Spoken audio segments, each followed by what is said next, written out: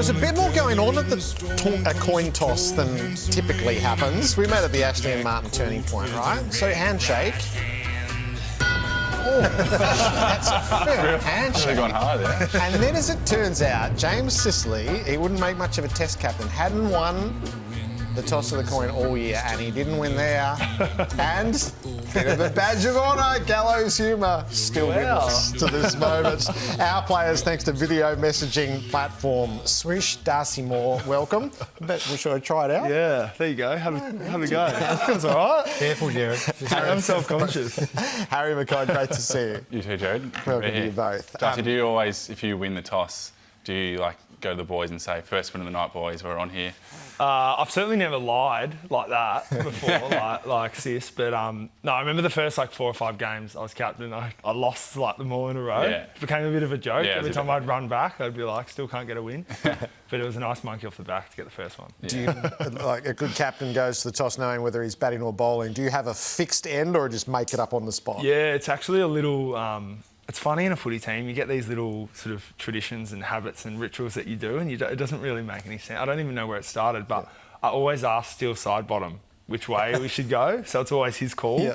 And he'll throw a bit of grass up and choose. It doesn't make any sense inside the roofed marvel. Exactly. Every time I see the captains go and toss the coin, I think, what is this all about? Kick into the line or outside the line? Yeah, the cheer squad maybe. It's got something to do with the cheer squad. Yeah. Maybe come home with the cheer squad in. Right? Yeah, I think so. Hey, it's an interesting time of year for both you boys. We'll get into the specifics. You've got a big game Monday, then a bye, and you've just come off a bye. So give us an insight into what that looks like. Do you get away? Do you get out of town? How do you deal with that? Yeah, so we played Saturday against the Giants and then had 4 or 5 days off. So everyone kind of went away. A few boys went to Queensland. A few boys stayed local. It's always nice to have a few days. We're not doing much, and as Darcy would be able to attest to, you just kind of switch off from footy a little bit and take a bit of a breath. So we're back in the club over the weekend, had some good sessions, and nice. Pretty keen to get at it on Sunday. I was reading Scott Pendlebury. I don't know whether he had the tongue in the cheek or not, but he said if the Knicks are still in the finals, he said he wouldn't mind getting over for Game 7. Wouldn't put it past Scotty at this point in his career. He can do what he wants. Yeah, exactly. I think at his age, when you're 42 and still playing AFL footy, you can take off to the States. Why not? No, they bombed out anyway.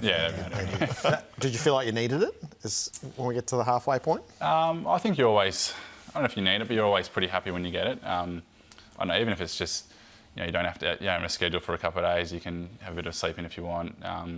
Just kind of relax is nice. I think any time the footy grind is so full on, so if you get a week of being able to chill out, it's always nice, whether that's round 2 after opening round or round 13. So, everyone enjoyed it, but as much as you say that, after a few days, you're pretty ready to get back into it. Do you watch any footy? Truthful? Not a lot of footy, to be honest. Apart from 360. Yeah, that's every night. Every night. I watch my brother Ben a little bit, but other than that, don't watch a heap of footy. I don't know about you, Darcy, but... Yeah, I watch a bit. Yeah, a couple of games here and there. I struggle with the whole 2.5, 3 hours of it all, so I'll often be in and out. Yeah, normally about half an hour, 40 minutes. That's as a viewer. What about as a player? I'm on this campaign. I think the game's way too long. What's your thoughts? Okay, you're on that Paddy Dangerfield campaign, are you? Yeah. 2 of you. I definitely think it's certainly something we've asked as a Players Association. We've definitely canvassed pretty widely around how players feel about it. I think from a fan point of view, it's a big argument. It's like in this world of short attention spans, how do we captivate a younger audience for we're asking them 3 hours on game day, really. Yeah. Young people aren't watching, free-to-air TV or TV at all. So it's an interesting dilemma for us in the future. How do we make it for the fans the best product possible? The traditionalists aren't with us on this in any way, shape or form. But there is, as you say, that's a changing landscape. What about the play? Is there any sort of consensus in the player body? It was pretty strong that the players now don't want it shortened, so they're happy with the length of it. I think it would have to make sense from a holistic point of view around how hard the game is physically, how it works with rotations, and then obviously the commercial stuff and the stuff for the fans. So I think there's enough arguments there, but I don't think it's going to be happening anytime soon. Your plate is full, so Collingwood captain, Players Association president, and the study as well. How are you going juggling everything? Yeah, I'm a bit different to Harry. I'm pretty keen for a break. So yeah, no, it's a lot. It's a lot to take on, but I feel like I'm at my best when I'm busy, and I love it. I'm passionate about it all, and I love wearing all the different hats and understanding things at a deeper level. So. Yeah, it's good fun. What are you studying now, just to embarrass all of us? I'm doing a Masters of International Relations. Of course you are. So, what does that mean? It's like all about like global trade and economics and how that impacts everything, which is obviously pretty topical at the moment in the news. It is. And Be a diplomat one day? Oh, don't know. We'll see. You got what outside interests you got, H? I'm studying as well. I'm doing psychology, so not quite as good as international relations, but do that part-time. Got a podcast, Gaz, that I know you listen to most weeks. Never miss it. You and Ben? Yeah, and Ben. So doing that. Just finished a reno. So Great. been busy enough. Did you do any of the reno yourself? No, I mean, paid people to do it. Same thing. On the psychology, which you've been really open about, challenges which we all have in life, so we're all getting better at dealing with it and talking about it. Does the study of psychology help you through, some of the challenges you've confronted this year? Yeah, great question. I've been doing it for a few years, and I think, essentially it's observing behaviour, so I don't think I'll ever want to be a psych. They do an amazing job, but I don't think I could quite get to that level, Gaz. But there's definitely an element of helps your performance mindset and your ability as an athlete. And I think, as you said, just the awareness that everyone goes through it and normalising as much as possible is only a good thing. So I think it's definitely helped, yeah. And are you recognising now better, and you seem to be in a great space, which is fantastic, but are you recognising some triggers and just little warning signs when you need to either back off or maybe have a chat with someone? Yeah, absolutely. I think one of the beautiful things of going through something maybe a bit challenging is the awareness piece you get out of it, and self-awareness is crucial. So obviously not ideal to go through some challenges, but yeah, the awareness you get off the back of it, and that only holds you in better stead going forward. And I think everyone can appreciate that if you know your trigger points or your tendencies, then picking up those early is only a good thing. Yeah. Fantastic. I think it's a great sign for everyone, and you being the boss of this whole playing cohort must be proud of the way that the game is handling these sorts of issues. 100%, yeah. And for a player like Harry, to speak so openly about it and confront it in yourself, it has a powerful impact, man.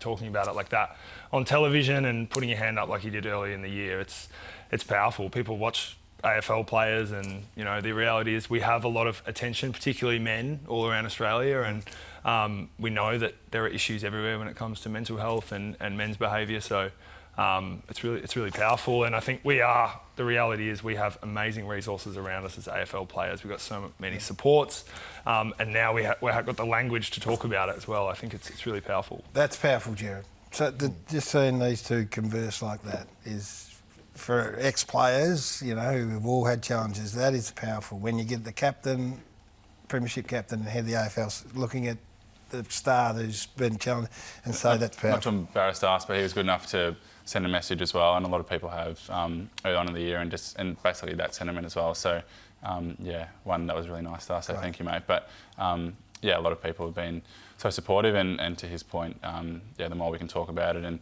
the more we can normalise it, the world's a better place. So. How good. So good. Let's get into footy. So the footy, we were wondering, we were there on Friday night, there's a bit of theatrics around the way Collingwood emerges, and it's such a big environment. Is this the best part of your week? This would never get old, would it? For sure. We actually... we have a new game day experience team at the club, and so they're behind all the smoke and the theatrics and the fanfare of it all, and it's it's the best part of the week. It's what you do all the hard work for, to be able to run out there, and obviously I've had a couple of weeks off recently, so this is my first one in a while, and it felt pretty damn good to be out Did there. they get a fraction close here? Did you get a little bit of feedback? That might have gone to air. Did it really? Did they have audio on that? Or is that just... It's just a bit too much of it. I think it was live to air, Darcy. Yeah, right, okay. So you heard what I said? we heard just enough to know. It was colourful. Yeah, it was. Do you think about what you're going to say there? No Do you comment. think about what you're going to say, or is that just... Yeah, a bit of both. There's a bit of reinforce obviously what we've spoken about all week and what all the key messages are at the last minute, and then a bit of as you get better at it, a bit of creative freedom in there. All right, the form of both your teams, you're in great form. We're waiting on Carlton. Is there, coming back from the bye, is this the opportunity? Is this the time to see if we can get going? Yeah, obviously, Jared, the first half of the year hasn't been ideal, but there's still a heap of footy to be played out, and sometimes the bye can come at a good time to reset and look back at, mostly, to be honest, a lot of the things we're doing well, and then the couple of things we need to go after. And yeah, we've done it before in terms of 2023 came at a good time to reset and then have a strong back half of the year. So we're really excited about and optimistic about the last 10 to 12 rounds and what we can make of it. Obviously, as I said, not ideal the first half, but a lot of positivity this week and seen as more as a challenge than anything else. Yeah. What's the box? There'll be a lot of Carlton fans watching tonight. What's the box you want to tick? You come out against Essendon on Sunday night. It's massive. It's MCG holiday the next day. What's the one you want to get right on Sunday night?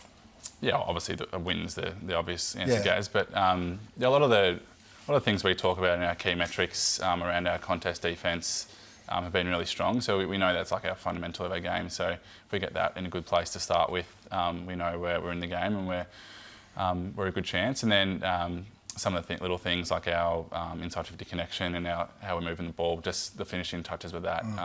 Obviously, that can feel like it's a mile off, but we've actually looked at some really good stuff this week, and it's really only one or two little things that can make a big difference. So I think anytime you get your fundamentals right, you give yourself the best chance, and then a couple of seeing some transfer from what we've trained over the last week or two would be great. You're in a good spot, sitting on top of the ladder, playing some pretty great footy. Yeah, it's good fun being out there at the moment. It's so proud of the lads playing a really sort of connected brand of footy and really well rounded. I think as well. That's really the hallmark of our game at the moment. It's contest, defence, offence. It all looks pretty sound. So always working, always things to work on. But it's working for us at the moment. Is it as good as the premiership year? Like you've had the premiership year, you've missed finals, and you're back playing now. You're on top of the ladder. So people would be really interested to say, how does that work?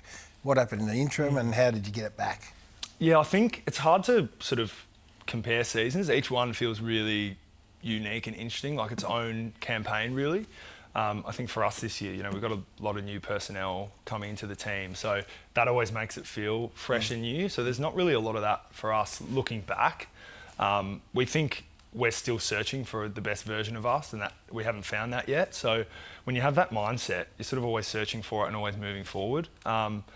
But like I said, I feel like the basics and the fundamentals of our game, how organised we are at the moment, how connected we are, is really really what's helping us. How do you find Ned Long? How do you just slot Ned Long into a star-studded midfield where he just says, "Hey, get out of my way, let me get to work"? Yeah, it's been amazing, hasn't it? It's like I remember when he first was on our VFL list and he came in. We had a few top-up players come in and train, and I was obviously in defence and training against him and did a couple of things, and I thought, who is this guy? Like, unbelievable. And thinking, geez, he's seriously good. Like, who is he? And then, a bit of talk, he used to be on Hawthorn's list, got spat out, whatever. And then, mid-season draft came along and, clearly picked him up, and he had a real impact for us last year. When we had some sort of up and down form, he had a pretty good run and was able to slot into the midfield. But then this year, it's just been a whole nother level, and he's just found his niche, and he's becoming a bit of a fan favourite as well, Gaz. I'm getting a lot a lot of people asking. So take some of Nick's signature stuff away. Have you got is Cooper Lord or someone like that capable of jumping up? Yeah, well, he's been pretty solid, Gaz. He was rising star nom a couple of weeks ago. He was. He looks good. Yeah, absolutely. I think we've got a few really good young guys as well. Making that jump is always a challenge, but Coop's had a really good year. Campo, who's played a bit of footy as well. Jagger Smith, who hasn't played yet, but he's very exciting. Yeah, really good. I think he ran today for the first time, actually. So very impressive young kid, Gaz, he is. Very dedicated and professional, and had a big smile on his face today when he was running and everyone was getting around him. So, awesome. He's one to watch. All right, so Sunday night, Monday's become such a big day, hoping to break the crowd record for the day. So it'd be a splendid sight if all goes to plan with the blue beanies everywhere. Yeah, there's nothing better than that day, seeing the sea of blue beanies in the crowd. It's such a cool atmosphere, and to have Neil with us and clearly championing the cause like he has done for so many years, it's something we're so proud to be a part of. And I think, when you run out there and you just see the sea of blue beanies and the groundswell of community support around the footy game and around the cause, around fighting MND, it's an extraordinary thing to be a part of, really. So, Awesome. yeah, keen to do it again. Great to have you both here. So good. Hope So you'll good. come back Mate. again. Awesome. Thanks for having us. Terrific Great to have stuff. you, mate.